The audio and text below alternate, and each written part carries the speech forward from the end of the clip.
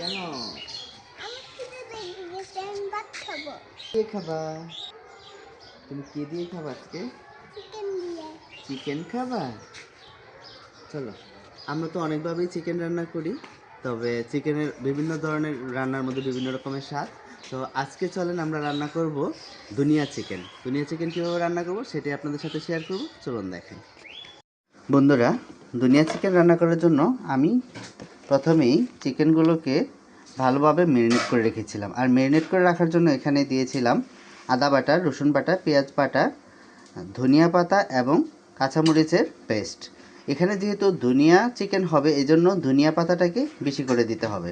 আর তার সাথে দিয়েছিলাম এক ফালি লেবুর রস দিয়ে ভালোভাবে মাখিয়ে এটাকে ম্যারিনেট করে রেখেছিলাম প্রায় 1 ঘন্টার মতো। এখন এটাকে রান্না করব। চলুন বন্ধুরা দেখাই তারপরে কি করছি। এখন বসিয়ে দিয়েছি একটি কড়াই এবং কড়াইতে দিয়েছি তেল এবং পেঁয়াজ কুচি, দিয়ে দিচ্ছি পরিমাণ মতো লবণ। এটা ভাজা হয়ে গেছে, এখন ম্যারিনেট করে রাখা মাংসটা দিয়ে দিচ্ছি।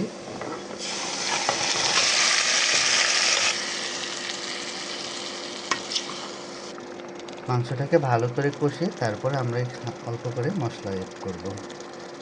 এখন দিয়ে দিচ্ছি অল্প করে হলুদ, 1 চামচ মরিচ গুঁড়া, 1 চামচ ধনিয়া গুঁড়া, 1/2 চামচ জিরা গুঁড়া, 1/2 চামচ গরম মশলা।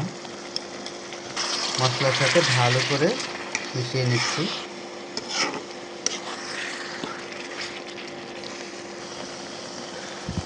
দিয়ে দিচ্ছি কয়েকটা আলু। যেহেতু আমরা সবাই আলু পছন্দ করি, এই জন্য আলু দিচ্ছি। আপনাদের যদি আলু পছন্দ না হয় তাহলে আলুটা স্কিপ করতে পারেন। দেখুন বন্ধুরা, ভালো করে কষিয়ে নিয়েছি, কষানো হয়ে গেছে। এখন দিয়ে দিচ্ছি পরিমাণ মতো পানি।